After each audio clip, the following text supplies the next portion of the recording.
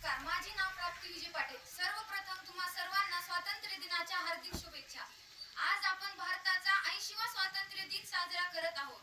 आज इथे या क्षणी डोळे मिटून विचार करा. 15 ऑगस्ट 1947 चा तो दिवस, जेव्हा आपण 150 वर्षाच्या गुलामगिरीतून मुक्त झालो, जेव्हा लाल किल्ल्यावर पहिल्यांदा तिरंगा फडकवला आणि लाखो नागरिकांच्या डोळ्यात आनंद अश्रू तरळले. स्वातंत्र्य ही देणगी नाही, ती किंमत आहे. लाखो हुतात्म्यांच्या रक्तांची किंमत. भगतसिंग हसत हसत फासावर गेले.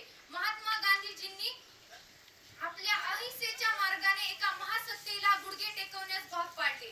हे स्वातंत्र्य त्यांच्या त्यागाचं, बलिदानाचं आणि घामाचं फळ आहे. स्वातंत्र्य मिळवणे फक्त परकीय सत्तेपासून स्वातंत्र्य म्हणजे फक्त परकीय सत्तेपासून मुक्तता मिळवणे नव्हे, तर स्वातंत्र्य म्हणजे आपल्या कृतीची, विचारांची आणि त्यागाची मुक्तता होय. स्वातंत्र्यानंतर भारत देशाने अनेक क्षेत्रामध्ये प्रगती केली आहे. त्यात कृषी, विज्ञान, तंत्रज्ञान, क्रीडा इत्यादी सर्व क्षेत्रात भारताने प्रगती केली आहे. आज भारताकडे स्वतःचा आण्विक साग आहे. भारत देश हा एका महासत्तेच्या दिशेने वाटचाल करत आहे.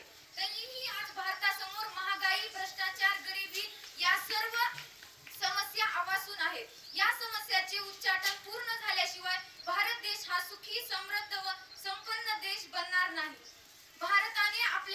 भारतीय संविधानाने आपल्या सर्व नागरिकांना समान अधिकार दिले आहेत. त्या अधिकारांसोबतच देशाप्रती आपली काही कर्तव्ये आहेत. त्या कर्तव्याचे पालन करणे ही आपली जबाबदारी आहे. भारत देश हा विविधतेत एकता असलेला देश आहे.